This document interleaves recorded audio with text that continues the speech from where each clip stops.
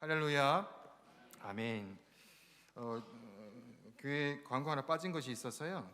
여러분이 오늘 헌금하셨을 때 봉투가 바뀌어 있죠, 그죠? 한 1년 전부터 준비했던 것 같아요. 우리 디자인 팀들이 하나하나 디자인을 해서 준비를 하게 되었습니다. 이전에 교회 이 헌금 봉투가 너무 많이 이렇게 매주마다 이렇게 쌓이다 보니까 저희 집에 이렇게 많이 이렇게 버려지는 거 보면서 제가 너무 아깝다라는 생각에 한국에서 코팅된 좀 빳빳한 걸 사왔어요. 그래서 그것을 돌려가면서 그렇게 재활을 하면서 썼었는데 뭐 잘 쓰신 분들은 잘 쓰시는데 뭐 저에게도 제 이름의 봉투가 한 5-6개가 있어요. 잊어버리면 또 해야 되고 이렇게 하다 보니까, 그리고 재활도 안 되고, 그래서 이번에는 헌금에 대한 의미가 집에서 가정에서 준비해서 와야 되는 의미가 있지 않습니까? 가정에서 준비해 와야 되는데 늘 봉투는 여기 있다 보니까 그런 부분이 아쉬워서 봉투를 많이 찍었습니다. 그래서 좀 가져가셔서 가정 가운데 미리 준비해서 매 순간마다 준비해서 드려질 수 있는 예물이 되길 원해서 헌금 봉투를 넉넉하게 준비했으니까요. 오늘 가실 때 가져가셔서 필요에 따라서 그렇게 체크할 수 있게 돼 있죠, 그죠? 체크하셔서 사용하시면 되겠습니다.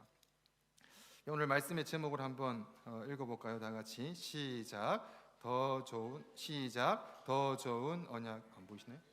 네, 다시 시작. 더 좋은 언약의 중보자.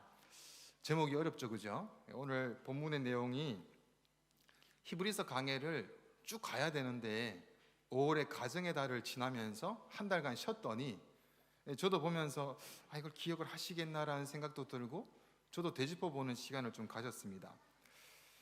그러면서 그런 생각을 했어요. 왜 이 하나님의 말씀에 대한 하나님의 이야기와 하나님의 스토리가 그렇게 머리에 많이 남지 않을까, 이런 생각을 제가 혼자서 막 생각을 해봤습니다. 여러분 어떤가요?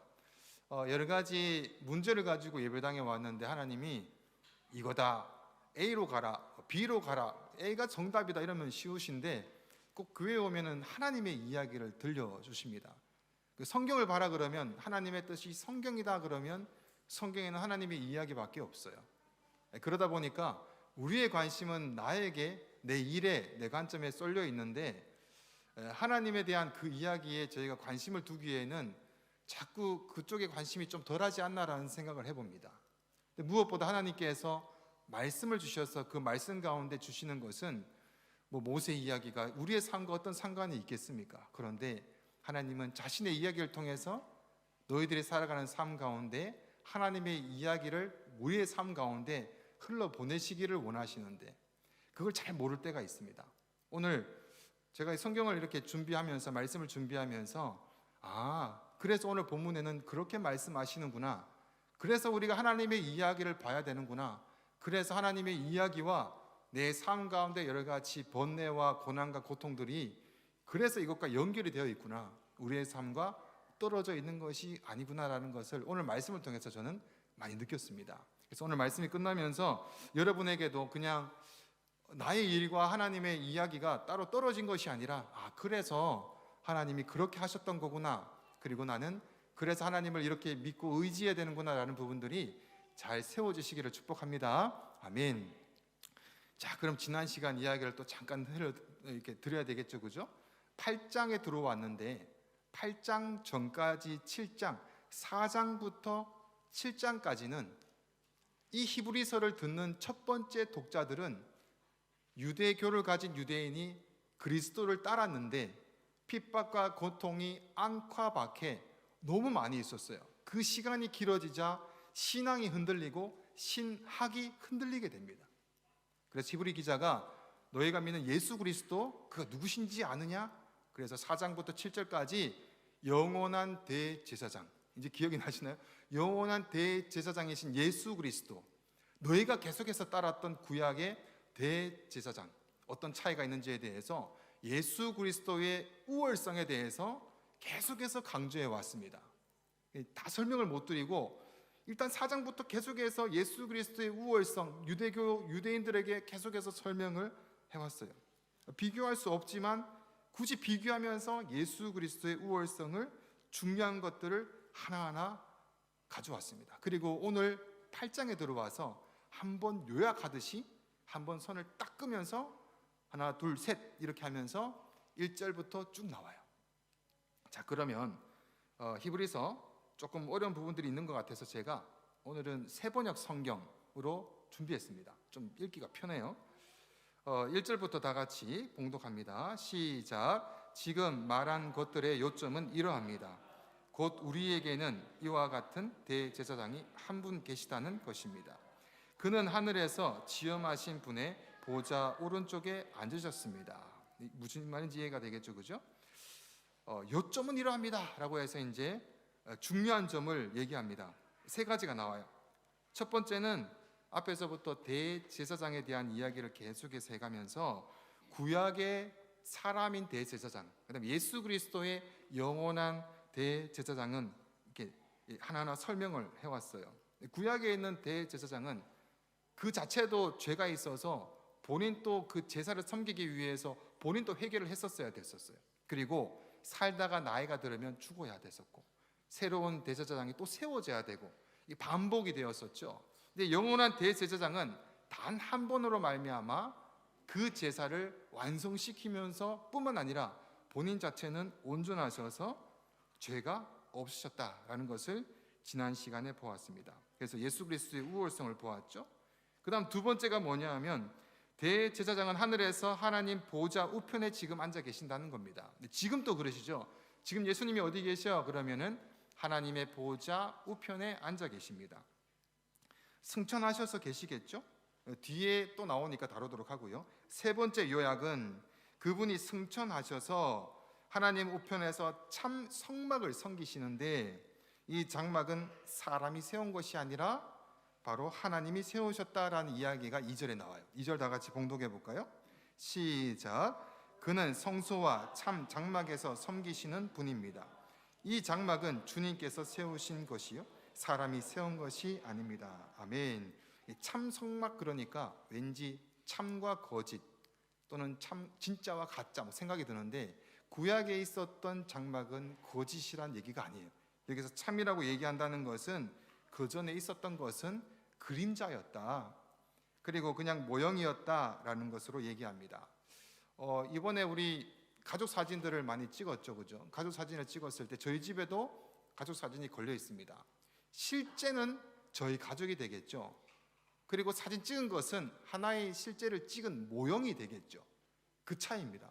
구약에 있었던 모든 제사는 모형이었고 그림자였었는데, 이제는 실제가 오셨다라는 이야기를 하고 있습니다. 그리고 5절에 나오겠지만 이 장막은 사람이 말씀대로 세운 것이 아니라 하늘의 장막, 하나님이 직접 하셨다. 이 말은 뭐냐면 예수님이 승천하셔서 하늘의 장막, 참 장막에서 무슨 사역인가 하시고 계신다라는 그 의미를 좀 드러내고 있어요. 무엇을 하실까? 의문을 좀 가지게 되죠. 다 완성하셨는데 천국에는 왜 올라가셨고 거기서 무엇을 하시고 계시는가? 그리고 더 이상 예수님이 완성하신 제사는 이제는 완성이 되었기 때문에 없습니다.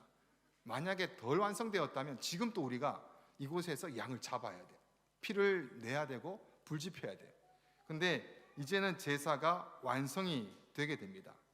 바로 예수 그리스도께서 딱 완성시키면서 그 제사는 완성이 되었기 때문에 더 이상 제사를 드릴 필요가 없어서 예수 그리스도가 영원한 대제사장이 되시고, 그 제사로 말미암아 이제는 그 누구나 대제사장만이 아니라 그 누구나 하나님께 직접 나아갈 수가 있게 됩니다. 그 제사의 과정이 필요가 없는 거예요. 왜? 완성을 하셨으니까. 예전에는 그래서 대제사장만, 이스라엘 백성 아무도 안 돼, 지구에 아무도 안 되는데 단 한 명 대제사장을 세운 그 사람만이 지성소라는 그곳에 들어가서 하나님을 독대할 수가 있었습니다. 그런데 예수 그리스도로 완성이 되면서 이제는 옛날 방식은 없고 예수 그리스도께서 길이 되시고 진리가 되셔서 예수 그리스도를 통해서 하나님께 나아갈 수가 있게 됩니다. 그래서 유명한 이런 말씀이 있죠. 요한복음 14장 6절 다 같이 봉독합니다. 시작. 예수께서 이르시되 내가 곧 길이요 진리요 생명이니 나로 말미암지 않고는 아버지께로 올 자가 없느니라. 아멘. 그래서 하나님께서는 하나님과 이 땅 사이에서, 우리 사이에서 중보자가 되어 주셔서 길이 되어 주십니다. 뒤에 또 다루도록 하고요. 3절 말씀을 다 같이 봉독합니다. 시작. 모든 대제사장은 예물과 제사를 드리는 일을 맡게 하려고 세우신 사람입니다. 그러므로 이 대제사장도 무엇인가 드릴 것을 가지고 있어야 합니다. 아멘. 옛날에는 대제사장이 제사를 드릴 때 예물과 제사를 드립니다. 예물은 소제를 말할 것이고 제사는 속죄제를 말할 것입니다. 근데 예수님이 최종적이고 마지막으로 세우신 영원한 대제사장께서는 자신 본인이 직접 희생 제사 제물이 되십니다. 그리고 자기 생명을 드리시게 됩니다. 완전한 예물을 드리신다는 거죠. 그리고 완성이 됩니다. 히브리서 7장 26절에 이런 말씀이 있어요. 다 같이 시작. 그는 저 대제사장들이 먼저 자기 죄를 위하고 다음에 백성의 죄를 위하여 날마다 제사 드리는 것과 같이 할 필요가 없으니 이는 그가 단번에 자기를 드려 이루셨습니다. 아멘. 그래서 더 이상은 예배, 제사 그런 것이 필요 없이 주님께서는 홀로 그것을 완성시키십니다. 자, 4절 말씀 다 같이 시작. 그런데 그가 땅에 계신다고 하면 제사장이 되지는 못하실 것입니다. 땅에서는 율법을 따라 예물을 드리는 사람들이 있기 때문입니다. 아멘. 이 말씀은 땅에서는 아론의 제사, 레위의 지파들이 제사장이 되어야만 됩니다. 근데 예수님께서는 레위 지파가 아니라 유다 지파이십니다. 그래서 땅에서는 자격이 없으십니다. 예수님으로는 이 땅에서는 출신으로 자격이 없게 됩니다. 그리고 이 땅에서는 레위 지파에 따른 율법에 따라서 예물을 드릴 수가 없습니다. 예수님은. 그럼 율법이 어겨지게 되는 거죠. 그럼에도 불구하고 왜 예수님이 대제사장인가? 5절 말씀에 다음 절에 나옵니다. 시작. 그러나 그들은 하늘에 있는 것들의 모형과 그림자에 지나지 않는 땅에 있는 성전에서 섬깁니다. 모세가 장막을 세우려고 할 때에 너는 명심하여 내가 산에서 내게 보여준 그 모형을 따라 모든 것을 만들어라 하고 말씀하신 하나님의 지시를 받은 것입니다. 아멘. 2절과 연결되는 말씀인데요. 모형과 그림자일 뿐이다라는 것이죠. 예수님은 실제로 오셨고 그 모든 것을 완성시키신 분이십니다. 그러면 예전에 있는 모형과 그림자는 필요가 없게 됩니다. 실제가 왔으니까. 그렇다고 해서 예전에 있었던 것이 필요가 없으니까 잘못됐다라는 이야기가 아닙니다.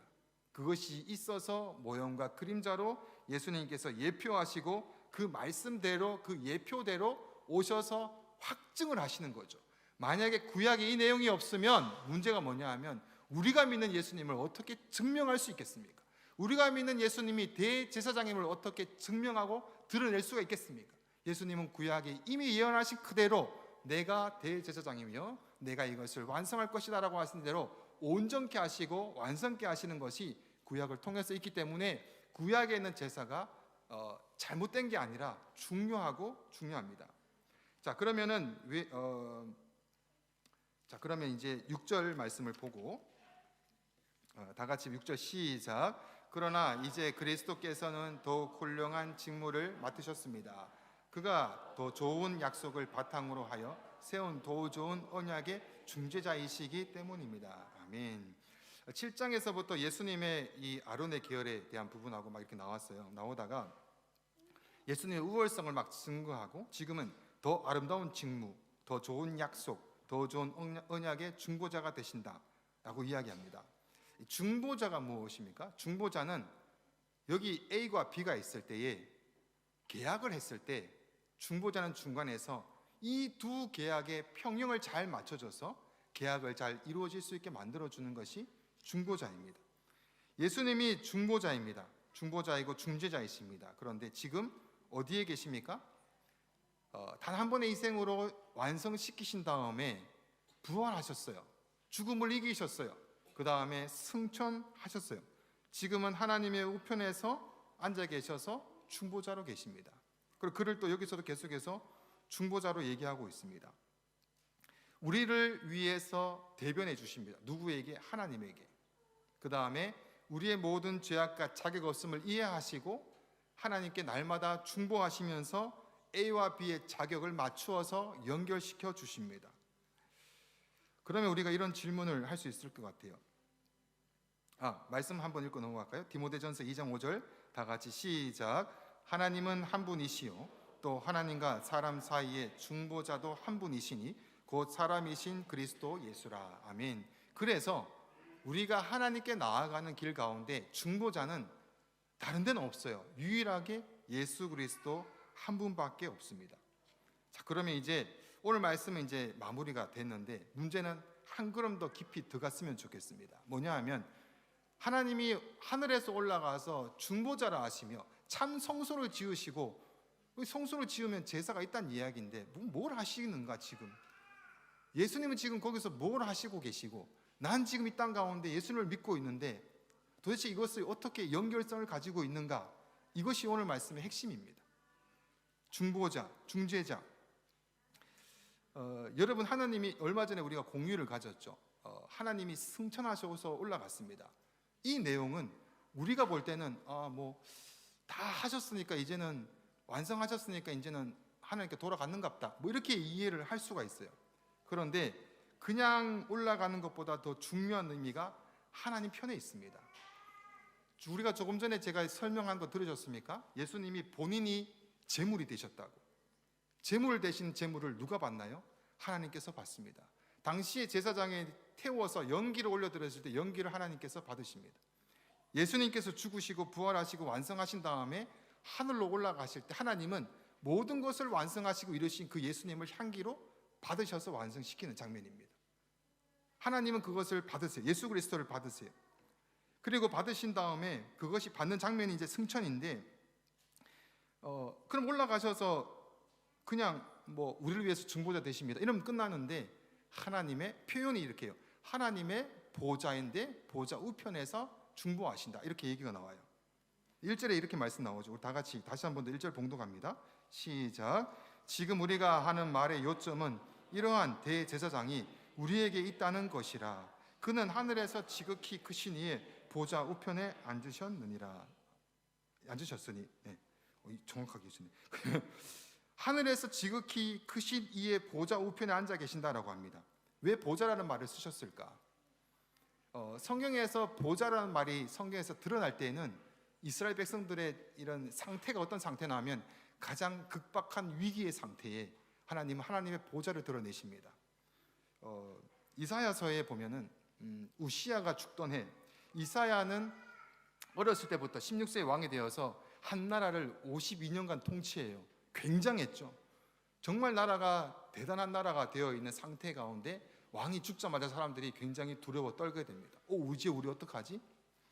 근데 그냥 어떡하지? 좋은 왕이 세워지겠지 이렇게 하겠습니까? 아닙니다. 정말 나라 안팎에 이상한 일들이 막 벌어지기 시작합니다. 정말 흉흉한 소문이 일어나면서 우리는 끝났다라는 말이 일어나기 시작합니다. 절망에 빠지게 됩니다. 좌절에 빠지게 됩니다. 정말 나라에 강성했음에도 불구하고 현 상황을 직시하다 보니까 통계를 내보니까 답이 없다라는 거예요. 정치, 경제, 사회, 문화, 아무리 해도 우리는 망했다라는 결과가 나와서 궁궐 안팎의 모든 소문이 이렇게 돌아가는 거예요. 다 끝났다는 거예요. 얼마나 좌절이 됩니까? 왜냐하면 옆에 아수르와 바벨론이 있기 때문에 이 강성한 나라에 이제 우리는 밥이 될 수밖에 없겠구나. 우리 자녀들을 이제 노예로 팔려가며 죽임을 당하겠구나. 재산 또 다 날아가겠구나라고 하면서 희망의 끈을 다 놓아버립니다. 이런 상황 가운데 이 좌절과 저주와 실망 가운데 성전 안에 한 사람이 엎드려 있습니다. 그의 뒷모습은 정말 어깨가 다 늘어져 있고 그도 다 끝났다는 것을 다 직감하기 때문에 힘이 없이 그곳에 엎드려 있습니다. 그러면서 그의 입술에 이런 이야기를 합니다. 하나님, 어떻게 합니까?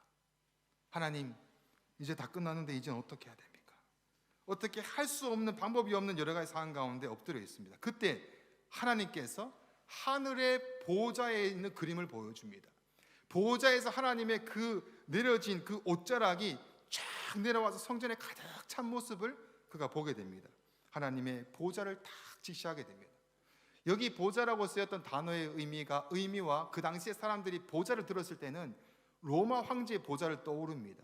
모든 통치자, 만물의 주권자, 모든 재판의 근원 기준점, 그 다음에 모든 베풀었던 모든 영광과 은혜가 모든 백성이 다시 한 번 더 로마의 황제에 올려드리는 영광된 보호자, 그 세 가지에 대한 주권이 들어있는 것이 그 보호자입니다.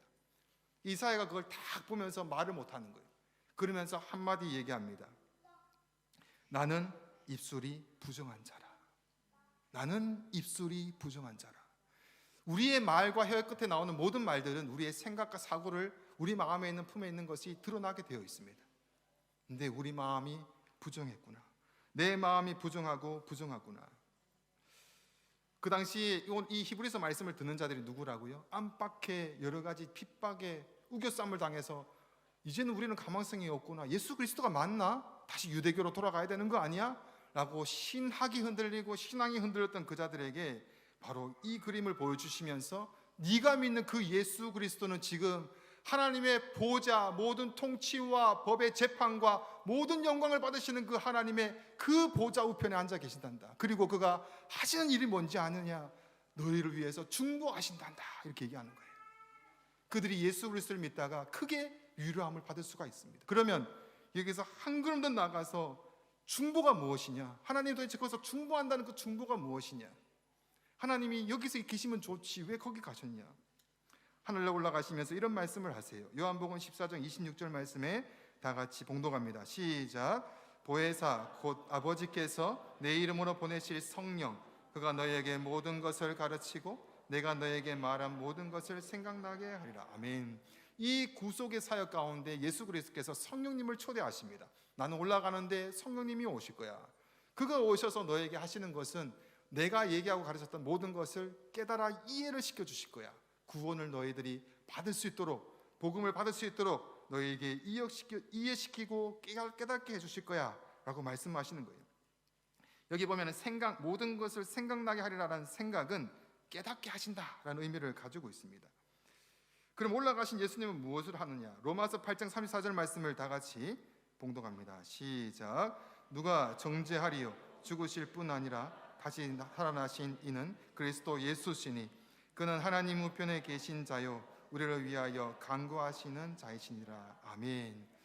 예수님께서는 하나님의 우편에 앉으셔서 지금 여러분들을 향해서 중보하고 계십니다. 중보하고 계십니다. 이렇게 얘기하면 쉬울 것 같아요. 하나님, 나의 아버지 어떡합니까? 제가 또 헛되게 또 삽질을 저기다 하고 있네요. 하나님, 죄를 좀 돌봐주세요. 하나님, 제가 절로 가면 안 돼. 또 절로 가고 있어요. 하나님, 불쌍히 여겨주세요. 단순히 기도만 하는 것이 아닙니다. 하나님, 저를 어떻게 해야 됩니까? 이렇게 저렇게 해야 되지 않겠습니까? 하나님, 붙들어 주시고 붙들어 주세요. 하나님, 이해시켜 주시고 이해시켜 주세요. 그 일을 하나님의 보좌 우편에 있는 예수님이 하고 계신다라는 거예요. 그 사역을. 그럼 이렇게 얘기하죠. 아니, 굳이 거기 가서 그냥 능력이 많으시니까 그냥 한 번에 확 사로잡아 가지고 이해를 시켜주시면 되잖아. 그냥 내 이렇게 되는 여러 가지 어렵고 답답한 이 마음을 하나님이 땅땅 요거야 저거야 땅땅땅 하면 되잖아 라고 우리는 이해합니다. 근데 문제가 뭐냐 하면 하나님의 방법과 우리의 방법이 다르다라는 것입니다. 금요 기도회 때 잠깐 나눈 적이 있는데요, 하나님은 우리를 강제적으로 하지 않으세요. 하나님은 우리에게 사랑을 요구하시는데 너 나 사랑해야 돼, 내 너 사랑했으니까 다 내놔, 이게 사랑입니까? 이거는 협박이에요. 이건 협박이에요. 제가 저희 자녀한테 내가 너한테 평생 줬으니까 너 내 평생 줘, 협박이지 않습니까? 부모가 뭡니까? 사랑을 다 해서 넘겨주고 아이가 그냥 뭐 하나 줬을 때 그게 너무 고마운 거예요. 표현 하나가 스스로 했으니까. 하나님 지금 또 우리에게 스스로 우리가 하나님을 사랑한다는 고백을 어느 날 와서 엎드려서 하나님, 내가 하나님을 너무 사랑합니다, 그것을 기다리고 계신다는 거예요. 스스로 와서. 왜? 하나님은 우리를 그렇게 사랑하시고 인격적으로 대하시니까. 근데 우리는 뭔가 좀 답답하니까 좀 하나님의 좀 이런 강압적인 것을 요구할 때가 있습니다. 하지만 하나님의 방법은 물리적인 힘으로 하지 않으십니다. 계속해서 기도하시고 그 다음에 안절부절 못하시면서 하나하나 설득해 나가시고 이해시켜 나가시는 하나님이시다라는 것입니다. 그러면서 우리의 삶 가운데 모든 환경들이 하나하나 막 움직이기 시작해요. 근데 그 움직이는 환경이 좋지 않을 때가 있어요. 이해가 되지 않을 때가 있고 뭐 이렇게 얘기하면 좀 그렇지만 정말 말도 안 되는 그런 이상한 또라이? 또라이를 한 100명 정도 뭉쳐놓은 사람이 내 옆에 계속 있어요. 하나님이 붙여놨던 것 같은데 섬기라고 하는데 섬겨도 모르겠어요. 오해가 일어나고 싸움이 일어나고 이 사람을 어떻게 해야 되는지 하나님 앞에서 계속 기도하면서도 답이 없어요. 이 내칠 수도 없고 어떻게 할 수도 없고, 여러 가지 상황 가운데 우리가 억울함이 생기고 피곤함을 느끼게 되고 고난과 슬픔이 왜 없겠습니까? 근데 왜 이것을 하나님이 주권자이고 그 모든 보좌에 앉으신 분이신데 이런 것을 왜 허락을 하셨겠습니까? 한 말씀만 읽고 마치겠습니다. 베드로전서 2장 19절부터 21절까지 다 같이 천천히 한 목소리를 읽고 말씀을 마치겠습니다. 시작. 부당하게 고난을 받아도 하나님을 생각함으로 슬픔을 참으면 일은 아름다우나 죄가 있어 매를 맞고 참으면 무슨 칭찬이 있으리요. 그러나 선을 행함으로 고난을 받고 참으면 이는 하나님 앞에 아름다우니라. 이를 위하여 너희가 부르심을 받았으니 그리스도도 너희를 위하여 고난을 받으사 너에게 본을 끼쳐 그 자취를 따라오게 하려 하셨느니라. 아멘. 우리가 모든 상황의 가운데 결국에는 그 어려운 고통과 아픔 가운데 세상의 진리가 흔들리고 정치, 경제, 사회, 문화가 다 뒤죽박죽 되기도 하고, 지난번에 코로나도 우리가 경험했지 않습니까? 앞으로 더 큰일이 일어날 것이다 라고 얘기합니다. 전쟁이 지금 일어나고 있지 않습니까? 이런 일 앞에서 우리가 답이 없는 이 시대 가운데, 물가 지금 뭐 말할 것도 없죠. 갈수록 답이 없는 이 시대 가운데 하나님께서 우리에게 어떤 것을 요구하실까? 결국 마지막으로 우리를 가게 하시는 그 길 앞에 무엇이 있냐 그겁니다. 하나님이 몰아붙여서 가는 그 길에 무엇이 있냐 그겁니다. 그건 바로 예수 그리스도의 십자가라는 것입니다. 십자가로 밀어붙여서 그것을 보게 하십니다. 그리고 그 십자가 앞에서 우리가 억울하냐라고 물으시면서 네가 받은 사랑을 다시 한 번 더 되새겨봐라. 너가 다른 사람한테 피해 끼쳤냐? 다른 사람이 나한테 피해 끼쳤냐? 서로 오해가 있었지 않느냐라고 얘기하시면서 하나하나 이해시켜 주시고 고통과 아픔에 결국에는 마지막 가운데 몰아갔을 때 주님이 답이군요. 예수 그리스도께서 답이십니다라는 것으로 몰아가십니다. 그리고 그 안에서 무엇을 발견합니까? 내 자신을 발견합니다. 내가 받은 은혜가 이 세상의 여러 가지 문제에 비교했을 때 보니까 내가 입을 열어서 말할 수 있는 상황이 아니구나. 내가 무엇보다 형편없는 자였구나. 하나님의 은혜와 사랑을 받을 만한 가치도 없는 자였는데 하나님이 그렇게 사랑해줘서 지금까지 세워줬구나라는 그 십자가 앞에 하나님 밀어붙이는 거예요.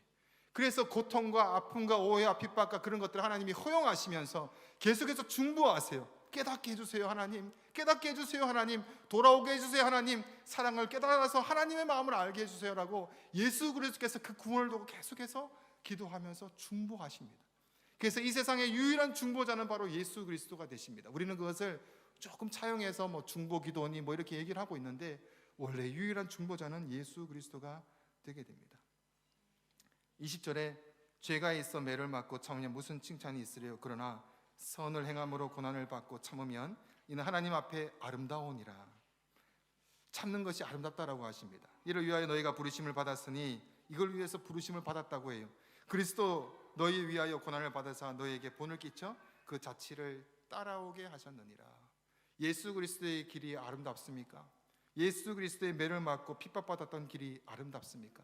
근데 그 십자가 앞에 내가 서 보니까 굉장히 아름다운 길입니다. 왜? 나를 글로 인도하셨기 때문에, 주님밖에 없다는 길로 인도하셨기 때문에. 그것이 바로 이 중보 사역을 하는 것이 바로 예수님이 하늘 보좌에서 우편에서 하시는 일이 되게 됩니다. 좀 말씀이 어렵긴 하지만 예수 그리스도에 대한 이 중보에 대한 마음을 이해하고 나서는 여러 가지 고통과 아픔이 올 때 우리는 다시 한 번 더 하나님의 사랑을 붙들고 엎드릴 수 있을 것 같아요. 오늘 우리가 찬양하고 이제 결단할게요. 결단할 때 찬송가를 제가 이 하나님이 우리를 위해서 기도해 주시는 찬양이 뭐가 있을까 찾아보니까 잘 모르겠어요. 그러다가 찬송가를 정말 계속 넘겼어요. 어디 있을까 하다 보니까 이 찬양이 있었지. 그래서 이 찬양을 제가 계속 한 5번, 6번은 제가 들었던 것 같아요. 그럼 너무 좋더라고요. 오늘 우리가 찬송을 드리는 중에 위로가 되었으면 좋겠고, 찬송을 드리는 중에 예수 그리스도의 중보와 그 사랑이 우리 마음 가운데 가득하시기를 축복합니다.